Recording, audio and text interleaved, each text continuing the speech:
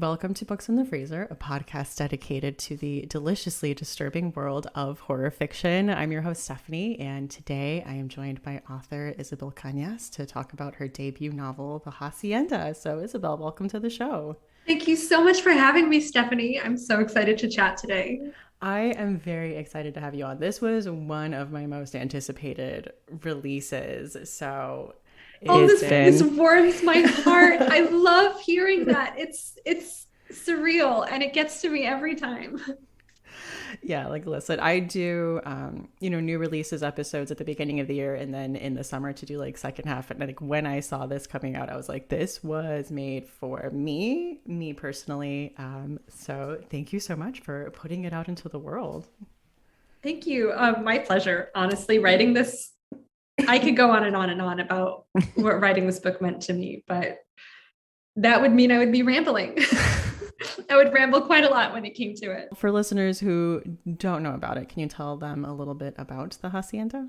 Absolutely. It is a Gothic horror. It's pitched as Rebecca meets Mexican Gothic, or you could say Rebecca meets The Haunting of Hill House, with a hearty dash of Fleabag season 2, if you will.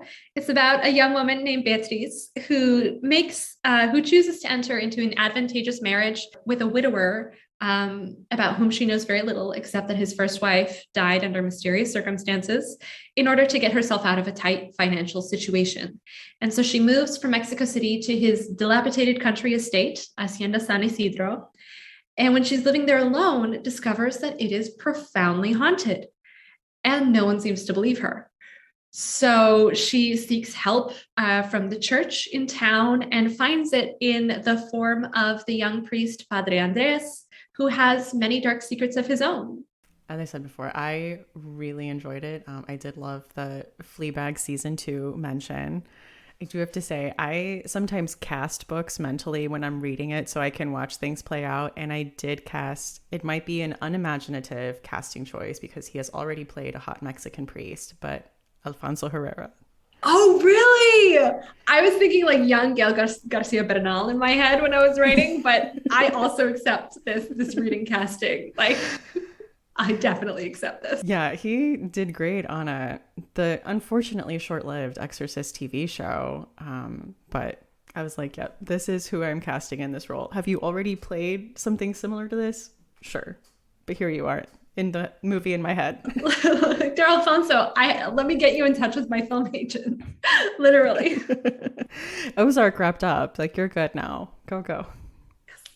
Yeah, so it gets pitched as it's been interesting hearing this book pitched by my publisher because I wrote it intending it to be horror. I knew from the start, and I knew I wanted it to be Gothic. I wanted it to have the classic archetypal trappings of the Gothic, like the big house, the scary big house, the young woman, madness woven in there, a haunting, real or metaphorical, pick your own adventure. But it gets pitched as suspense. It gets shelved in thriller and mystery sometimes, which is interesting to me. And of course, it's historical. So I think I'm lucky in that I wrote along the fault lines of many genre divides. And so I think it will appeal to readers who like historical fiction, readers who like supernatural, haunting type horror. There's a baby bit of body horror in there. I didn't think it was too bad. And then my older sister read the book and was like, Isabel, ew. But yeah, it's very suspenseful. I wouldn't call it a thriller, but it has that heightened tension that I think readers of suspenseful novels and thrillers and horror might enjoy. I think so. Yeah, it has, like you said, all the other elements that I think people that don't usually read horror would be interested in. And I mean, I will say it's not subtle horror. Like, I would say it's horror. Like the supernatural hauntings are there. Like, stuff happens, stuff goes on, and it's not like I heard a voice, it's in my head, I guess. Like we're walking past it. Like, I feel like it leans into it. So I would say this is a good thing because I think it's going to get people out of their comfort zones. I hope so. Bring them over to the dark side. You come for the Gothic. Come for the hot priest, stay for the horror. Yeah. Gothic hot priest, and then get a little bit of horror on your way out. You'll like it. So we were talking about this earlier, but usually when I talk to authors, it's like before their book is out in the world. So it's a lot of like, I'm trying to like bury my head in the sand and not look at Goodreads and not look at anything right now. But now that you can see that your book is out in the world and you can see how it's doing, how has that been? It's been wild. I am really taken aback by how positive a reception it has gotten. I think many writers are afraid of how their books will be received. I think I was a little scared because going through my publishing journey as a Latina author, I received a lot of rejection. And I received a lot of rejection that was like, some of it was worded in ways where I was like, this is just a little weird and icky. I don't super love this. And I was really worried when Mexican Gothic came out in June of 2020, I believe. I had already written the Hacienda, and I was terrified that publishers were going to say, oh, we already have our Mexican horror book. Yeah. You know, I was really worried about tokenization. And I was happily proven extremely wrong. I think I really admire Silvia Moreno Garcia, and I think our books are really different. I think I really lean into the supernatural in the Hacienda, and I think readers love it. And I have a hot priest, so I'm not saying like my book is better, but I am saying it has a hot priest. So that is something to take into consideration. Although we do, I often get comped alongside Mexican Gothic, of course, and I think because of themes that underlie modern Mexican history since it became a republic.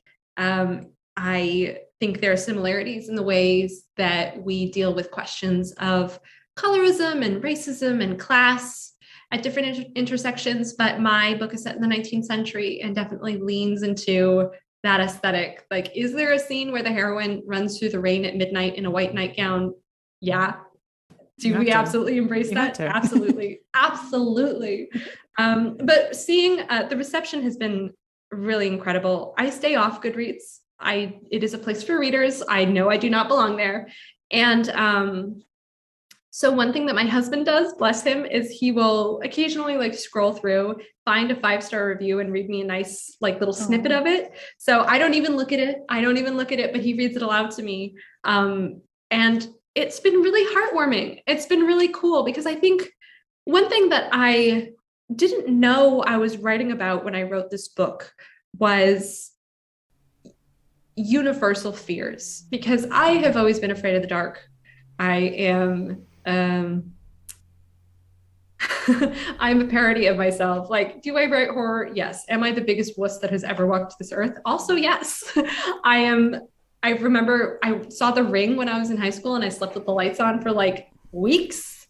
I remember I just watched the trailer for Paranormal Activity when I was in high school and I was freaking out. Like, I have a very low tolerance. I have a very active imagination. And I think I often become its victim because I'm very scared of things. And so I knew that one day my fear of the dark would turn into a book. And I think it's been really amazing to see how readers have responded to that, because I think the Hacienda is a very specific kind of story in many ways. It's both familiar, but it has a specific setting. It's informed by specific history. It's informed by a specific cultures, and a specific religious experience. But the themes that it plays with are more universal. And like a fear of the dark, a fear of being trapped in a house is something that became very universal in the early days of the pandemic when I finished writing this book. Like, I wrote the second half of this book when I was in lockdown in April of 2020 in a 400 square foot studio in Brooklyn, trapped in this little box, afraid of a force that I could not see, that I could not control, and that I did not understand. And I think that, like, in a way, the Hacienda became a relic of that early pandemic experience in a way that I didn't realize that I was writing at the time. But I think a lot more people are afraid of big, spooky, creaky houses than they like to admit. And I'm like, welcome. We have lots to talk about.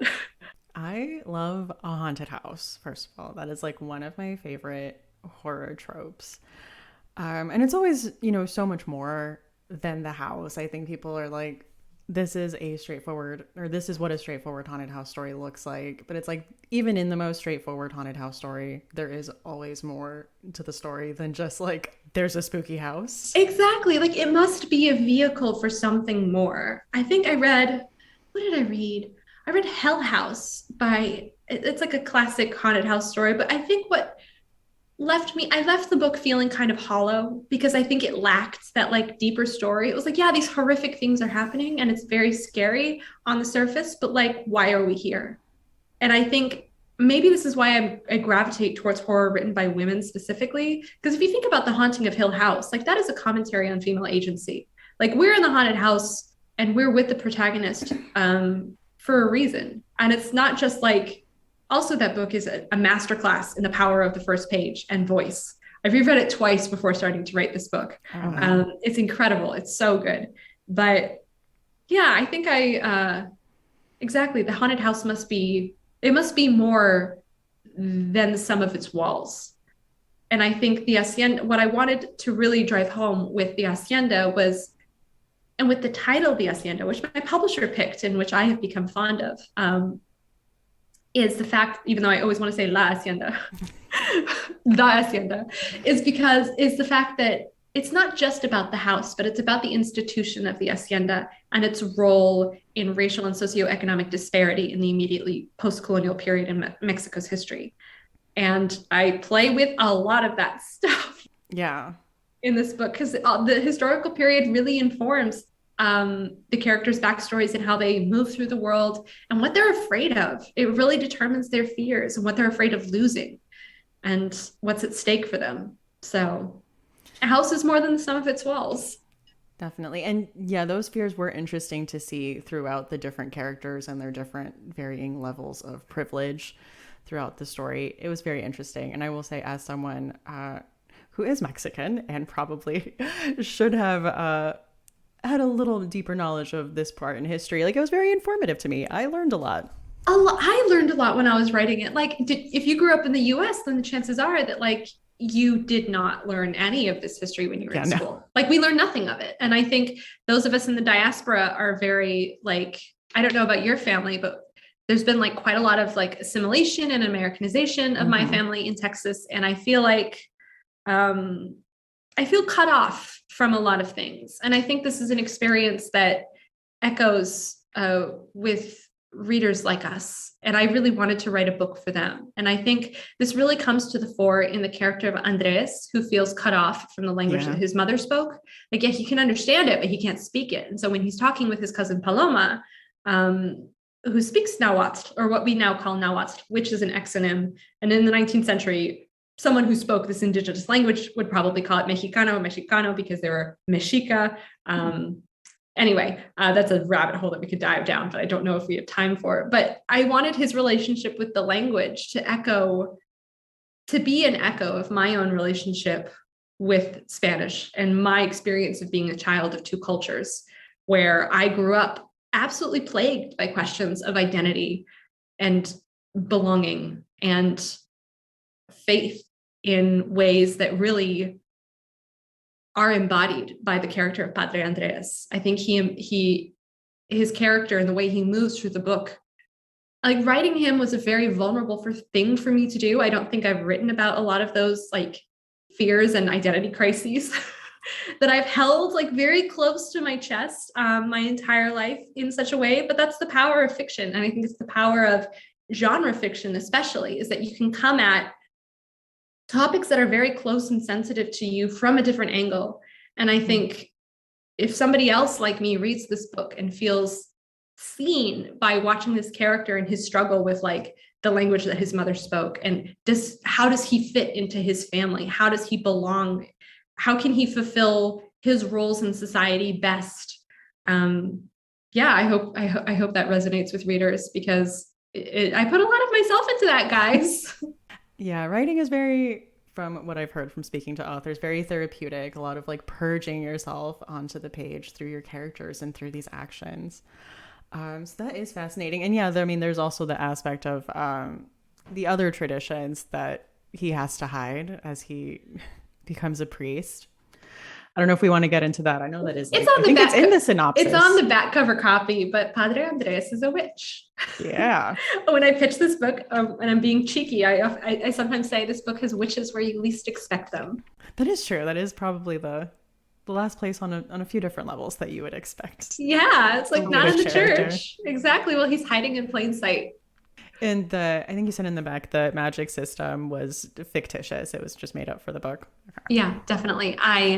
Um, I definitely wanted to create a magic system.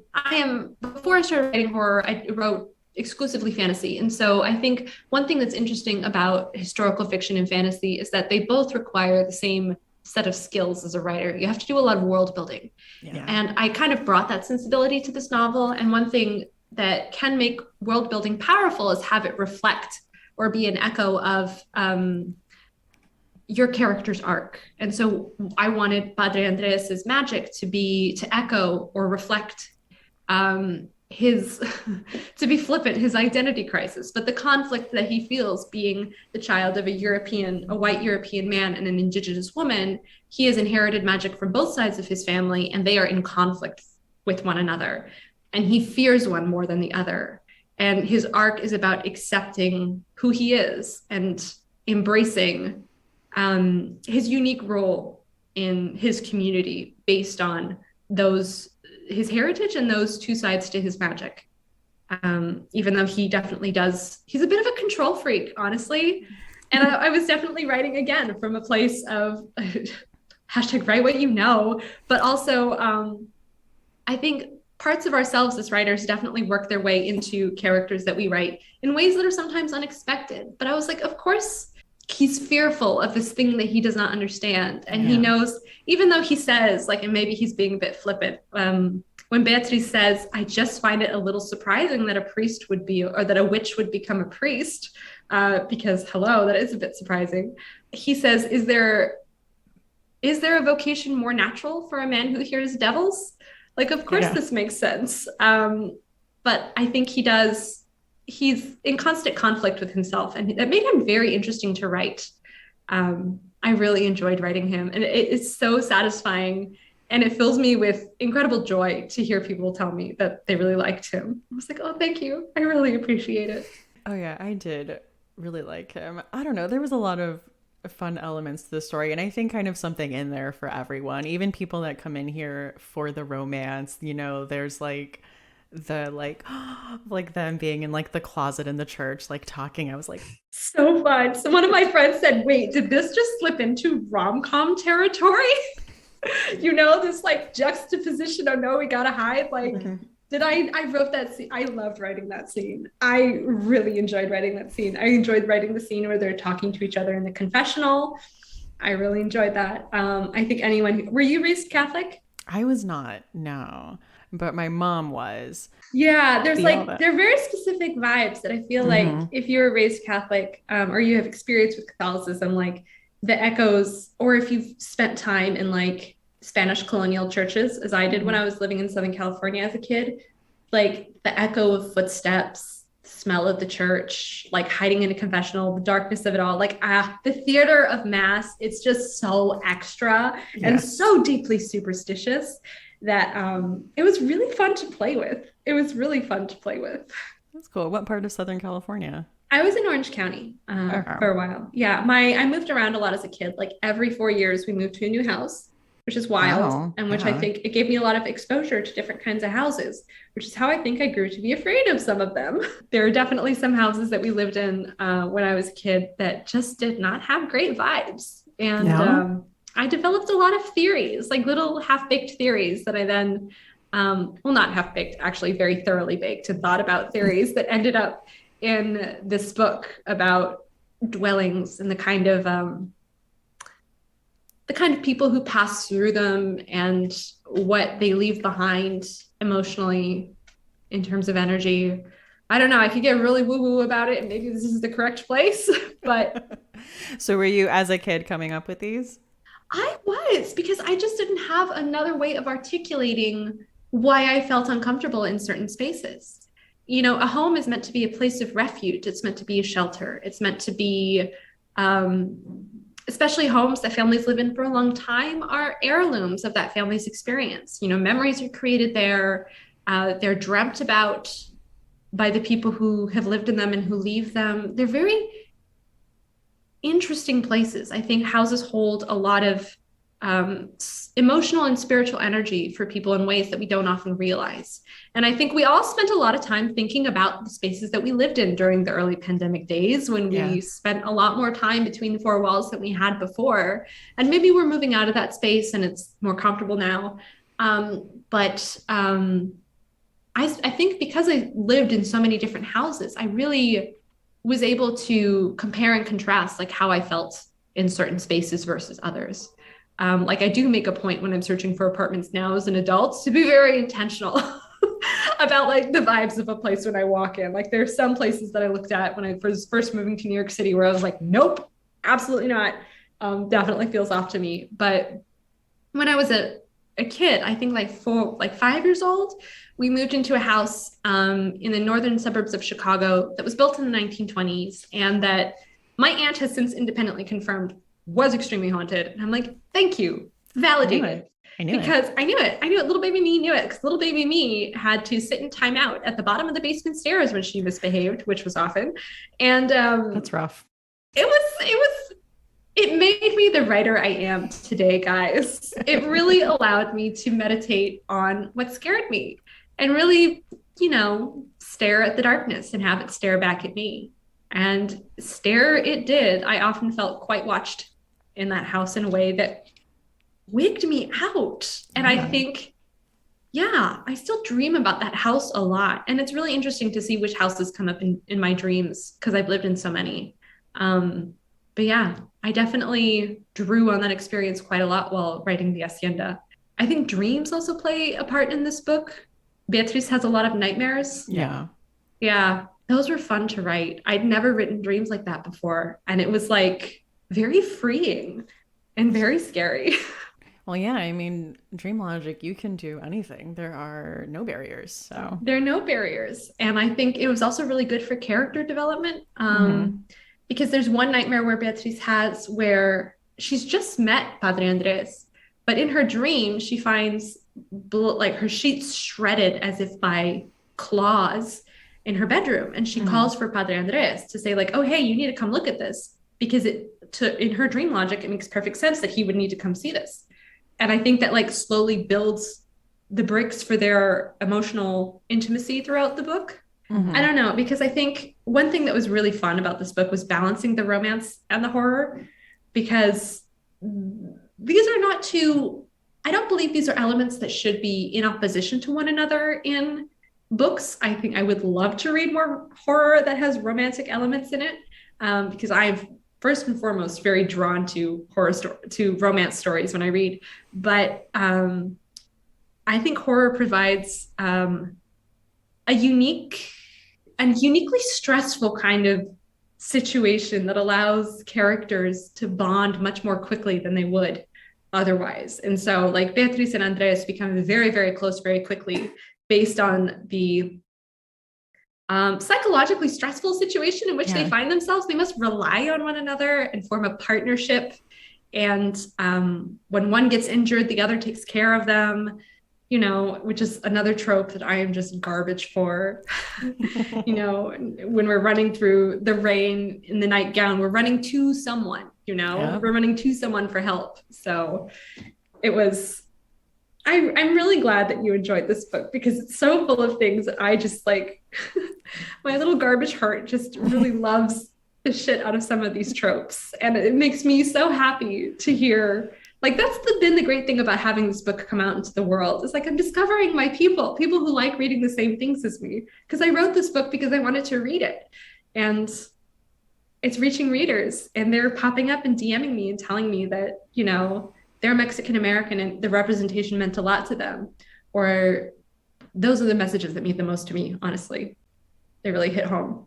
I mean, yeah, like that's a big reason why I was very excited about it. And I know you were talking about earlier about it getting compared to Mexican Gothic, but I mean, as someone who loved both books, very different stories. They go in very different directions. And I know it gets a lot of comps to Rebecca as well, because it is like a woman marrying like an older man she doesn't really know very well and like going to his estate. But I would say from there goes a very different direction. We're talking about very real ghosts here. Although I remember reading Rebecca and being like, but what if she is a ghost? But what if she is? Yeah.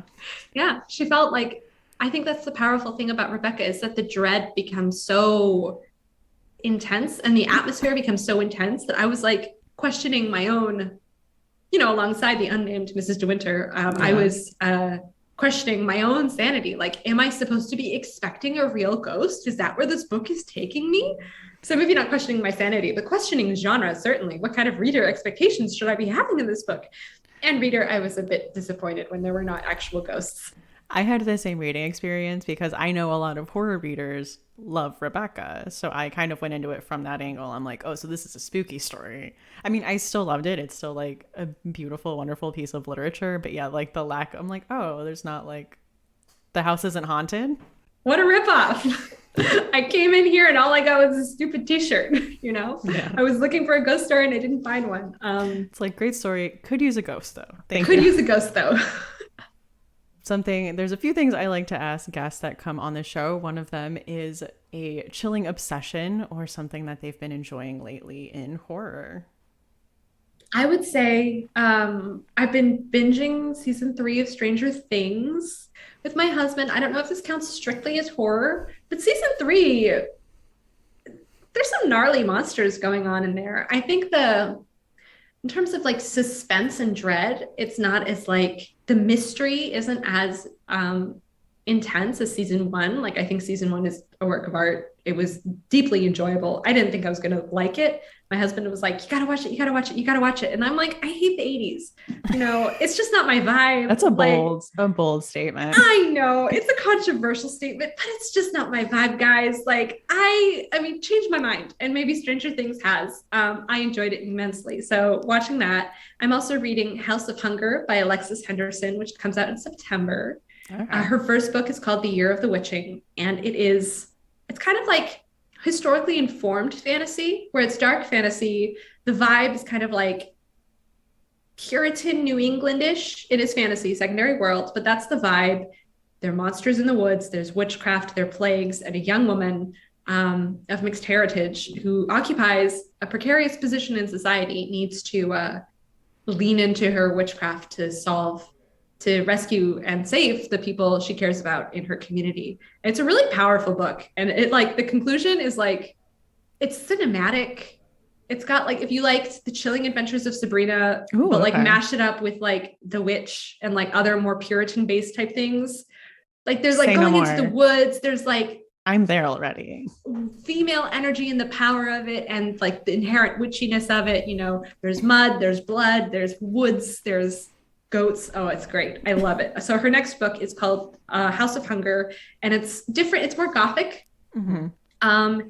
It's more, it plays with, like, the society is more city-based, so it's not like woodsy type folk horror. And this elite, it's about this woman who enters this elite society as like a serving woman, and to this countess who drinks blood.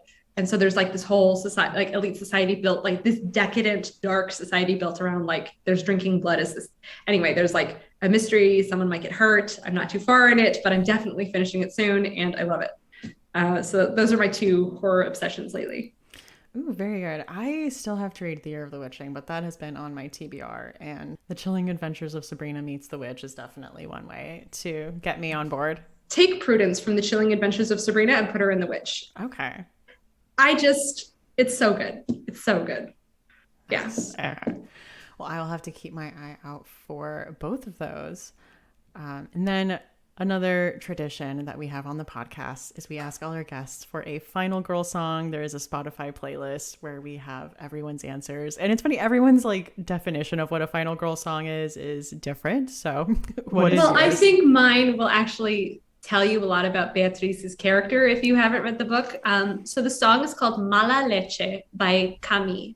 The artist's name is spelled Cami, and it's mala leche, which literally translates to sour milk, but it can mean like a bad attitude or yeah, like a bad attitude or bad humor. And so the song is about the singer saying like, hoy dejaré de tu mala leche. Like, I am done with your bad attitude. I'm burying it. I'm over it. I'm going to be free. And so I listened to this song on loop when I was writing the ending of the Hacienda. Beatriz, unlike, I think I wrote Beatriz in conversation with Rebecca, in conversation with The Haunting of Hill House, and in confrontation with it, because I wanted her to fight back. I wanted to read a heroine who would not back down without a fight, a heroine who says, "Not tonight, you bitch," to the haunting that is plaguing her. And so this is a song that kind of embodies that fighting spirit. I love that. That sounds like it fits perfectly on the playlist. So I will be sure to add it. Anyway, thank you so much for coming on today and chatting with me about the Hacienda. It was a pleasure, Stephanie. Thank you so much for having me. Where can people find you online? IsabelCañas.com, ISABELCANAS, has info on my books, my newsletter, my short stories, and I most frequently haunt Instagram at IsabelCañas_. And as you mentioned earlier, Stephanie, I can also be found on TikTok occasionally. I'll go on like posting binges where you can see me at my most unhinged and less manicured than I am on Instagram. And my handle there is Isabel Cañas author. That's what it's for. Like, I love it. It is I to love capture it. like chaos. that feral energy that we all have. Yes. I embrace it wholeheartedly. And I love it. Listeners, the Hacienda is out in the world now. So if you want to, after this episode, you can go get yourself a copy. No wait needed. All right. Thank you again. My pleasure. Thank you so much. Books in the Freezer is a bi-weekly podcast. We post episodes every other Tuesday. You can find us on Instagram at Books in the Freezer, on Twitter at BooksFreezerPod, on TikTok at Books in the Freezer, and you can send us an email at booksinthefreezer@gmail.com. If you would like to support the podcast, there are a few ways to do that. One of them is to become a Patreon supporter at patreon.com. There's a $1, $3, and a $5 level with all kinds of different perks, like early episode releases, group chats, getting to know episode topics before they come out, and getting to ask guests questions because you know who the guest is going to be before I record the episode and things like that. So if any of that sounds interesting to you, you can check that out at patreon.com/booksinthefreezer. Another way to support the podcast is to use the Amazon link in the bio and do normal Amazon shopping like you would normally do. Things that people have bought recently using the link include a Dead Sea mud mask, looks like a face mask, and some swim shorts. So yeah, I mean, the possibilities are endless. Thank you, all of you, for using that link. A small percentage of that does go to help the podcast. Another way to help out the podcast without spending any money is to leave a review on a site like Apple Podcasts or Spotify, or to share about it on social media. Tell your friends about it, anything like that. Word of mouth is huge for small indie podcasts like this one. Thank you so much for all of you who have taken the time to do that already. I'm Stephanie. You can find me on Instagram at That's What She Read, and that's with 2 A's, and on Twitter at Lady_Gagnon. That is LADY_GAGNON. So thank you so much, and see you next time on Books in the Freezer.